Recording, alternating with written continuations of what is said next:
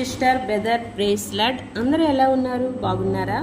Give up ఇవ్వద్దు. మీరు ప్రార్థన చేయకపోతే రేపు చేయాల్సిందే, ఇప్పుడే చేయాల్సిందే. మీరు ఏ పని అయినా చేసే ముందు ఏ పని అయినా చేద్దాము అన్న ప్రార్థనతో స్టార్ట్ చేయాలి. అప్పుడు సక్సెస్ అవుతారు.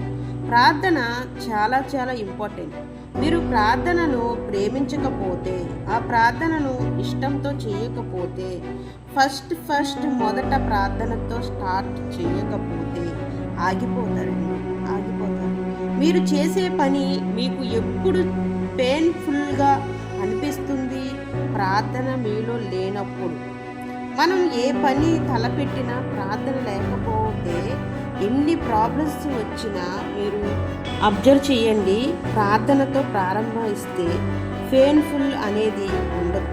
ఎన్ని ప్రాబ్లమ్స్ని ఎదుర్కొని స్ట్రాంగ్గా నిలబడతారో మీకే తెలియదు. అన్ని మార్లు తట్టుకొని ప్రాబ్లమ్స్ ప్రార్థనతో నిలబడితే కళ్ళు మూసుకుని వచ్చేస్తుంది సక్సెస్ అనేది. అలా ఇచ్చేస్తాడు అంతే దేవుడు. అదే మీ టైం, మీ ధైర్యం, అదే మీ సక్సెస్. వాట్ అవర్ లైఫ్లో మీరు ఏ గోల్ అయినా పెట్టుకోండి. మీ వల్ల కాదు అనేది లేదు, బట్ మీరు ఎవ్రీడే కన్సిస్టెన్స్గా దానికోసం ప్రార్థన చేయాలి. ఓకేనా? దేవుడు మీద మీకు నమ్మకం ఉండాలి, కాన్ఫిడెన్స్ ఉండాలి, ఫీల్ చేసుకోవాలి. సిస్టర్ బ్రదర్ జాగ్రత్తగా వినండి. యూనిస్టెన్స్గా ఫీల్ చేసుకోవాలి. మీకు ఏమి కావాలి క్లియర్గా ఉండాలి. ఓకేనా? అలా ఎవ్రీడే మీరు ప్రార్థన చేస్తే ఖచ్చితంగా మీరు సక్సెస్ అవుతారు. సక్సెస్కి టైం పడుతుంది. దేవుడి చిత్తం కావాలి అంటే టైం పడుతుంది. ఎందుకంటే దేవుడు బహుశ్రేష్టమైనది ఇస్తాడు గనుక మీ మైండ్ దేవుడు చేస్తాడు అనే సెట్ చేసేసుకోవాలి.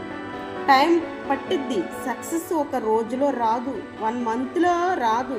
ప్రార్థనతో జర్నీని ఎంజాయ్ని చేయండి. మీరు ఈ టైంకి 1 ఇయర్ బ్యాక్ మీరు ఎక్కడ ఉన్నారు? 1 ఇయర్ బ్యాక్ మీ ఇన్కమ్ ఎలా ఉంది? 1 ఇయర్ బ్యాక్ ఫట్లాస్ ఎలా జరిగింది? 1 ఇయర్ బ్యాక్ ఎవరి థింగ్ 1 ఇయర్ బ్యాక్ ఎలా ఉన్నాను, ఇప్పుడు ఎలా ఉన్నాను? సక్సెస్ వస్తుంది. ప్రార్థన, ఈ జర్నీ, ఈ గ్రోత్ ఏదైతే ఉందో దీన్ని ఎంజాయ్ చేయండి. సక్సెస్ కోసం మళ్ళీ ఎవ్రీడే ప్రార్థన చేయండి, ప్రయత్నించండి. డిసప్పాయింట్ అవ్వద్దు.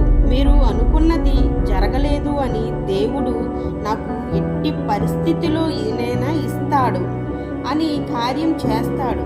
కాన్ఫిడెన్స్, నమ్మకం దేవుడి మీద మీకు ఉండాలి. నమ్మకం ఉందా సిస్టర్ బ్రదర్? దేవుణ్ణి నమ్మండి. హల్లెలూయా. మత్తయి సువార్త కొత్త నిబంధన ధ్యానించుకుందాం. మత్తయి సువార్త 1వ అధ్యాయం 17వ వచనం.